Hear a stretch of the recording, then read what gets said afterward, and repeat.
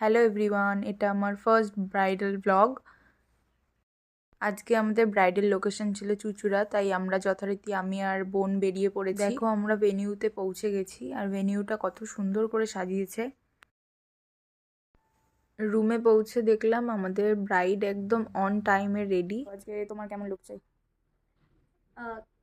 যেরকম তুমি সাজিয়ে দিতে পারবে, যেমন তোমার ভালো লাগবে তুমি সেরকমই সাজিয়ে দিতে পারো। সেই ফেব্রুয়ারি থেকে কথা হচ্ছে, হ্যাঁ, অলমোস্ট 10 মাস হলো। অলমোস্ট 10 হ্যাঁ। মাস কি বেশি। হ্যাঁ, দিদির কাছে আমি আগেও একটা পার্টি লুক করেছিলাম, ভালোই করেছিল।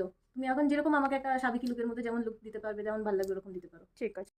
তারপরে বেস আমি রেডি করে নিয়েছিলাম। বেস অ্যান্ড আই দুটোই কমপ্লিট।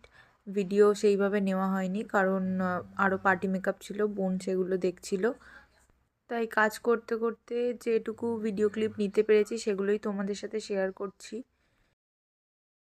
বেসটা তোমরা দেখো, বেসটা একদম আমি র ক্লিপ তোমাদের সাথে শেয়ার করছি। কোনো এডিট নেই, কোনো ফিল্টার নেই, জাস্ট একটা কাজ করতে করতে র ভিডিও নিয়েছিলাম, ওটাই তোমাদের সাথে শেয়ার করছি। বেসটা দেখো তোমরা কতটা ফ্ললেস হয়েছে।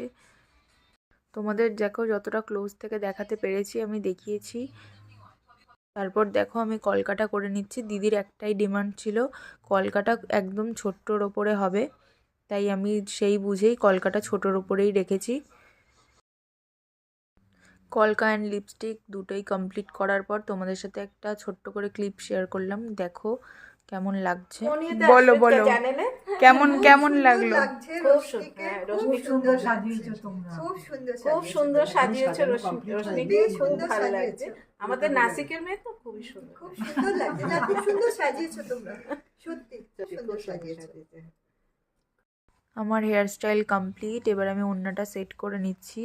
হেয়ার স্টাইল করার সময় তোমরা দেখলে কিছু রিলেটিভস এসেছিলো, তারা এত সুন্দর সুন্দর রিভিউ দিল, তোমরা শুনতেই পেলে।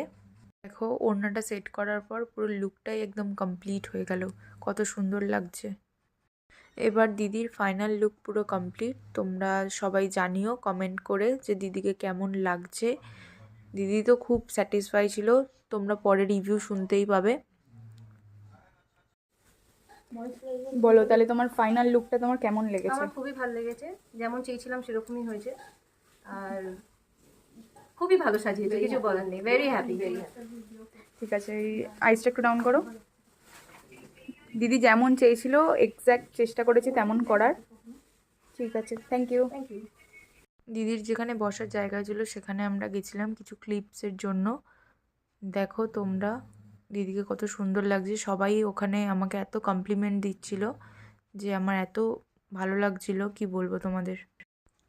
তারপর এত সুন্দর একটা কাজ করে আমরা আনন্দে